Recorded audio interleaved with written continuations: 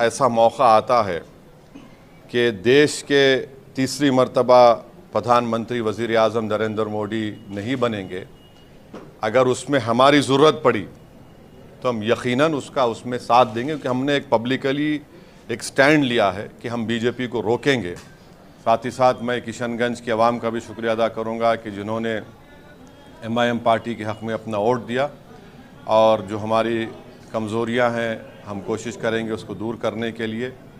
मैं साथ ही साथ PDM की हमारी पल्लवी पटेल, हमारी बहन का, उनकी माता का, उनकी माँ का, पंकज भाई का और उनके तमाम अपना दल के ज़िम्मेदारों का भी शुक्रिया अदा करूँगा कि हमने वहाँ पर भी जाकर PDM के लिए कैंपेन चलाया है, और हमारा ये PDM से जो हमारा ताल्लुक़ है वो जारी रहेगा, और इंशाअल्लाह ताला ये हमारी कोशिश थी और हम कोशिश को जारी रखेंगे।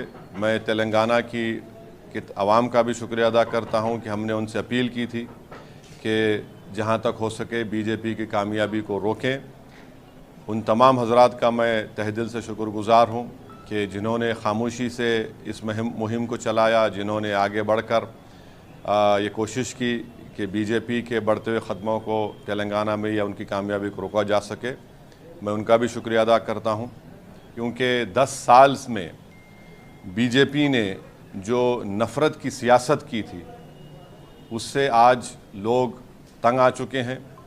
बीजेपी ने जो बड़े बड़े ख्वाब दिखाए थे और वो तमाम के तमाम वो ख्वाब झूठे थे, तो नौजवान इस बात को महसूस कर लिया कि बीजेपी बेरोज़गारी उनका मुक़द्दर बना चुकी है। किसान परेशान था, दलित और ख़ास तौर से जो लोग संविधान को चाहने वाले हैं वो इस बात को महसूस कर चुके थे कि मोदी ने जो 400 पार की बात की वो सिर्फ बाबा साहब अम्बेडकर के संविधान को ख़त्म करने के लिए की है। तो ये एक जो वर्डिक्ट आया है, अब अगर मोदी जी सरकार बनाएंगे तो उनको पार्लियामेंट में बैसाखियों के सहारे आना पड़ेगा, उनको पार्लियामेंट में बैसाखियों के सहारे आना पड़ेगा, और वो भी बड़ा अच्छा नज़ारा होगा देखने के लिए, क्योंकि 400 पार, बल्कि माशाल्लाह से इतने जो आप लोग यहाँ पर जमा हैं, आप लोगों ने भी कहा था एक एक का नाम अगर लेके बोलूँ 450, किसी ने कहा 400। तो अंग्रेज़ी में एक कहावत है, you will have to eat the crow now, माने आपको कौवा खाना पड़ेगा। तो अब नहीं मालूम खाएंगे नहीं खाएंगे, मगर कहावत है। किसी एक माशाल्लाह एक साहब ने तो जो बड़े अपने आप को माहिर कहते हैं, उन्होंने कहा कि हैदराबाद हम नहीं जीतेंगे। खैर अल्लाह जो चाहता है वही होता है। तो तीसरी बात, अहम बात यह है कि अगर ऐसा मौका आता है कि देश के तीसरी मर्तबा प्रधानमंत्री वज़ीर आज़म नरेंद्र मोदी नहीं बनेंगे, अगर उसमें हमारी ज़रूरत पड़ी तो हम यकीनन उसमें साथ देंगे, क्योंकि हमने एक पब्लिकली एक स्टैंड लिया है कि हम बीजेपी को रोकेंगे। और चौथी बात यह है कि हम नरेंद्र मोदी से ये बताना चाह रहे हैं कि आप देखो ये नतीजा क्यों आया।